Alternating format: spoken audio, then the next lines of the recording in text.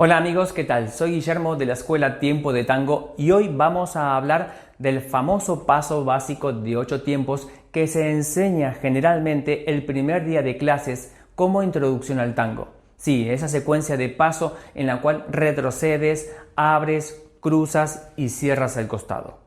Por supuesto que no voy a discutir la importancia que ha tenido esta secuencia de movimientos para internacionalizar el tango y para que se pueda propagar a todos los rincones del planeta. Pero sí que puedo decir que esta forma de comenzar la enseñanza, si bien puede ser muy práctica, lleva consigo unos problemas que se suelen notar desde el principio. El primero de ellos es que te encapsula.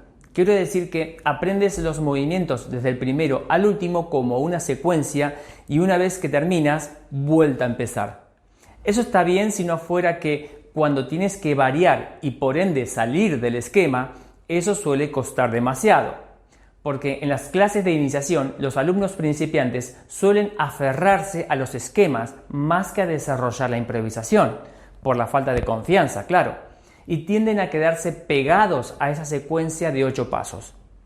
Lo segundo es que al comenzar el básico, el primer paso lo haces hacia atrás y eso suele ser muy peligroso, ya que estamos dando el primer paso hacia un sitio que no vemos. Eso, sumado a que cuando somos principiantes solemos hacer los pasos más grandes, puede ocasionar accidentes en la pista simplemente al comenzar el baile, pisando a quien tenemos detrás. Tercero, es que en el movimiento número 5 la follower debe cruzar. Y al decir que debe cruzar, generalmente tienden a imitar un movimiento sin que haya una explicación o razonamiento por el que se cruza. Las followers suelen limitarse a memorizar el momento de la cruzada cuando ésta tiene un porqué y una funcionalidad. Y eso es algo que se debería explicar sin tener que hacer el movimiento de la cruzada solamente por memoria. Y para terminar, al repetir este movimiento básico, la experiencia de caminar hacia adelante de frente con la pareja es prácticamente nula, porque siempre estás yendo hacia atrás o por el costado o cerrando hacia un lado.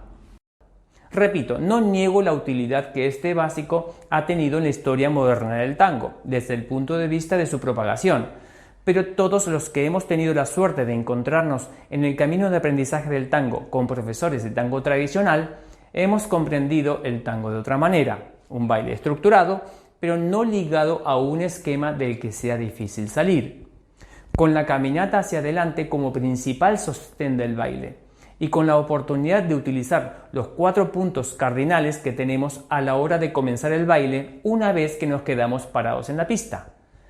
Por eso pienso que el enfoque del tango tradicional para comenzar a bailar es el mejor, y hay que evitar utilizar el básico de 8 tiempos todo lo que se pueda.